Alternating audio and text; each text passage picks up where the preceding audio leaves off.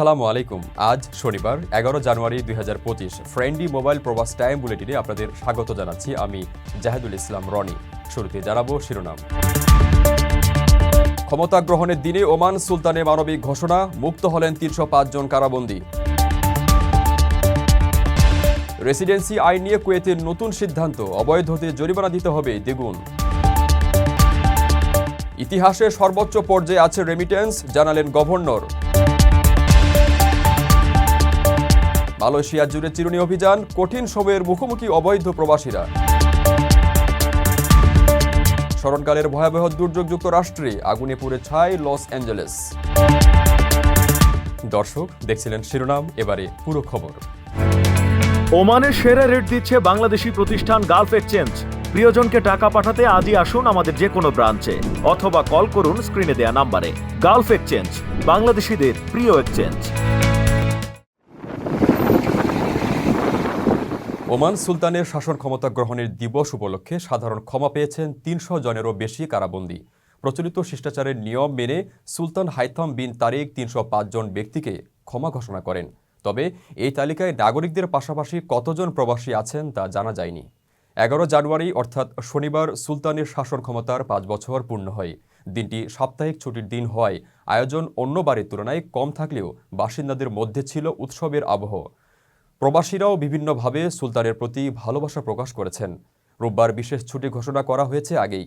এদিন আতশবাজি সহ ওমানে আরও কয়েক রকমের আয়োজন হওয়ার কথা।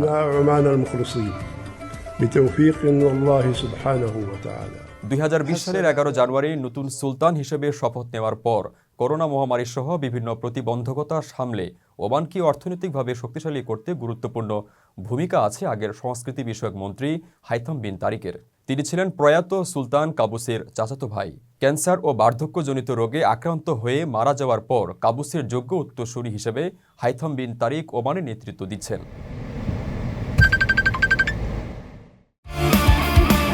স্পোর্টসের সকল ধরনের কাস্টমাইজ আইটেম ও কোম্পানি ব্র্যান্ডিং যুক্ত পোশাক মিলছে এখন ওমানের বাংলাদেশি প্রতিষ্ঠান শারুতে। অর্ডার করতে যোগাযোগ করুন স্ক্রিনে দেওয়া নম্বরে। কুয়েতের নতুন আবাসন আইনের অধীনে আইন লঙ্ঘনের জন্য জরিমানা সর্বোচ্চ 600 কুয়েতি দিনার থেকে বাড়িয়ে দ্বিগুণ করা হয়েছে। গত 5 জানুয়ারি থেকে এই আইন কার্যকর হয়েছে।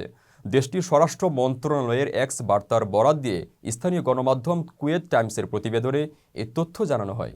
2024 সালের আবাসন আইনের লঙ্ঘন সহ বিভিন্ন অপরাধে জড়িত থাকার দায়ে গ্রেপ্তার হওয়া বিভিন্ন দেশের বহু প্রবাসীকে নিজ দেশে ফেরত পাঠিয়েছে কুয়েত। সরকার জানিয়েছে, দেশটিতে যারা কাজের ভিসা নিয়ে কুয়েতে আসেন কিন্তু নির্ধারিত সময়ের মধ্যে ভিসা নবায়নে ব্যর্থ হন, তাদের প্রথম 2 মাসে দৈনিক 2 দিনার এবং পরবর্তী মাস হতে প্রতিদিন 4 দিনার জরিমানা করা হবে, যা সর্বোচ্চ 1200 কুয়েতি দিনার পর্যন্ত হতে পারে। এছাড়া পারিবারিক ভিসা, ব্যবসায়িক ভিসা, ভ্রমণ ভিসা এবং একইভাবে সমস্ত ধরনের ভিজিট ভিসা লঙ্ঘনকারীদের জন্য মেয়াদের অতিরিক্ত থাকার জন্য প্রতিদিন 10 দিনার জরিমানা আগের মতোই। তবে নতুন আইনের অধীনে সর্বোচ্চ 2000 দিনার পর্যন্ত জরিমানা আসবে।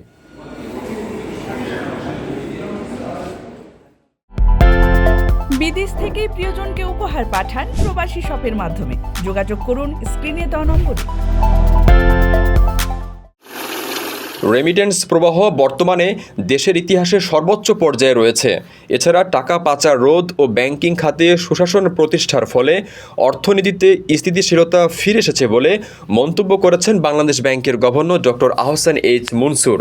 তিনি জানান, 2024 সালের ডিসেম্বরে একক মাসের রেকর্ড 263.87 কোটি মার্কিন ডলার রেমিটেন্স এসেছে, যা দেশের ইতিহাসে সর্বোচ্চ। আর 2024 সালে এসেছে 2688.91 কোটি মার্কিন ডলার রেমিটেন্স, যা আগের বছরের তুলনায় 22.68% বেশি। শনিবার রাজধানীর একটি হোটেলে ব্র্যান্ডিং বাংলাদেশ শীর্ষক ওই অনুষ্ঠানে গভর্নর জানান, কেন্দ্রীয় ব্যাংকের বৈদেশিক মুদ্রা রিজার্ভ নিয়ে উদ্বিগ্ন হওয়ার মতো পরিস্থিতি তৈরি হয়নি। বর্তমানে দেশে 4 মাসের আমদানি ব্যয় মেটানোর মতো রিজার্ভ রয়েছে, তবে ভবিষ্যতের জন্য সতর্ক থাকার প্রয়োজন রয়েছে। গভর্নর উল্লেখ করেন, রেমিটেন্স প্রবাহে বর্তমানে দুবাই শীর্ষে উঠে এসেছে সৌদি আরবকে ছাড়িয়ে। এই প্রবণতাকে তিনি ভালো লক্ষণ নয় বলে আখ্যায়িত করেছেন। কারণ সৌদি আরব থেকে অর্থ প্রথমে দুবাইয়ে আসছে, তারপরে বাংলাদেশে পাঠানো হচ্ছে। দুবাইয়ের কিছু প্রতিষ্ঠান এই সুযোগে মুদ্রা বিনিময় হার নিয়ে কারসাজি করার চেষ্টা করছে, যা অর্থনীতির জন্য ঝুঁকিপূর্ণ হতে পারে। প্রবাসীদের সরাসরি ব্যাংকিং চ্যানেলে অর্থ পাঠানোর উপর গুরুত্ব দেওয়ার আহ্বান জানান তিনি। আকর্ষণীয় রেট ও দারুণ সব ডাটা বান্ডেল পেতে আজই ব্যবহার করুন ফ্রেন্ডলি সিম।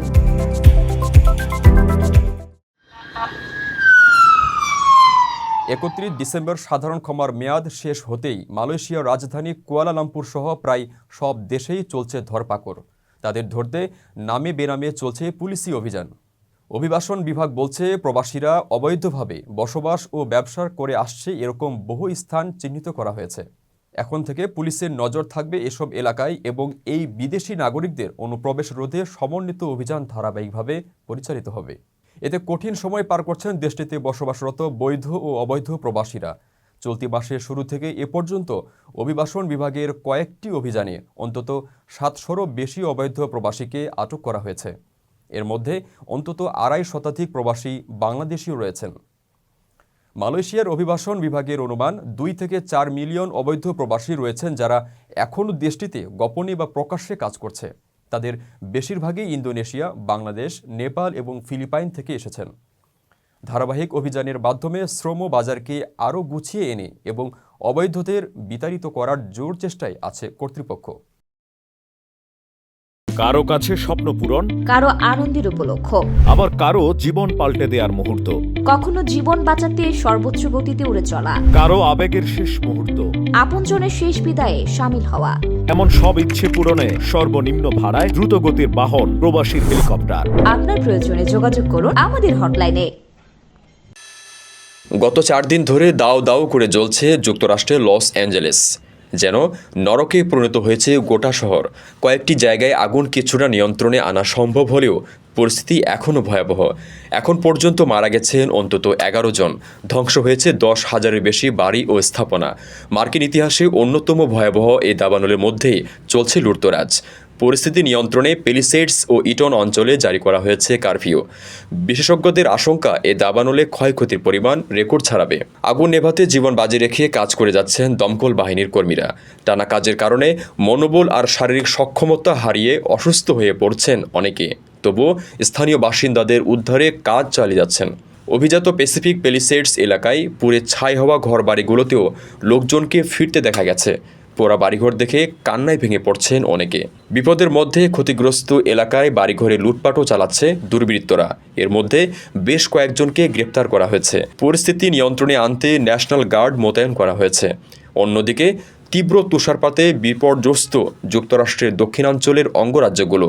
শুক্রবার Texas, Oklahoma, North Carolina, South Carolina ও জর্জিয়ার বিভিন্ন অঞ্চলে তুষারপাতের কারণে বাতিল হয় স্কুলের কার্যক্রম। লাখ লাখ শিক্ষার্থীকে অনলাইনে ক্লাস করতে হচ্ছে ঘরে বসেই। বন্ধ ঘোষণা করা হয়েছে বিভিন্ন অঞ্চলের অফিস আদালতও। দর্শক, দেখছিলেন ফ্রেন্ডলি মোবাইল প্রবাস টাইম বুলেটিন। শেষ করার আগে শিরোনামগুলো জানিয়ে দিচ্ছি আরও একবার। ক্ষমতা গ্রহণের দিনে ওমান সুলতানের মানবিক ঘোষণা, মুক্ত হলেন 305 জন কারাবন্দী। রেসিডেন্সি আইন নিয়ে কুয়েতের নতুন সিদ্ধান্ত, অবৈধদের জরিমানা দিতে হবে দ্বিগুণ। ইতিহাসে সর্বোচ্চ পর্যায়ে আছে রেমিটেন্স, জানালেন গভর্নর। মালয়েশিয়া জুড়ে চিরুনি অভিযান, কঠিন সময়ের মুখোমুখি অবৈধ প্রবাসীরা। স্মরণকালের ভয়াবহ দুর্যোগ যুক্তরাষ্ট্রে, আগুনে পুড়ে ছাই লস অ্যাঞ্জেলেস।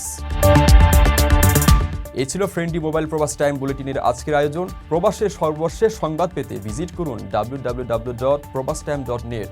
সাবস্ক্রাইব করুন আমাদের ইউটিউব চ্যানেল এবং চোখ রাখুন ফেসবুক পেজে। পরবর্তী বুলেটিন দেখার আমন্ত্রণ জানিয়ে আজকের মতো বিদায় নিচ্ছি আমি জাহিদুল ইসলাম রনি। সেই পর্যন্ত সবাই ভালো থাকবেন এবং নিরাপদে থাকবেন। আল্লাহ হাফিজ।